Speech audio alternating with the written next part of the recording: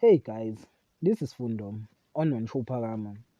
Tonight on Imbewu, Zethulele and Sbongile ran away after Sbongile shoot Mzwandile, and Zethulele revealed the truth unexpectedly on Phakade, and Phakade seems like is surprised to get that Sbongile is pregnant for Zethulele child, and it seems like Zethulele is happy.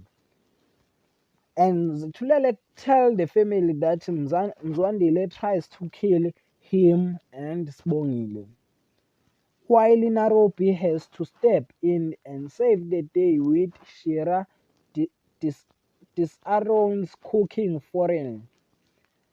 Phakade reveals what has happened from Kanyo, who then found Mzwandile injured. Mzwandile go away after he hear the siren of police. That is for tonight. Thanks for watching. Don't forget to like and comment and subscribe. Therefore, thanks.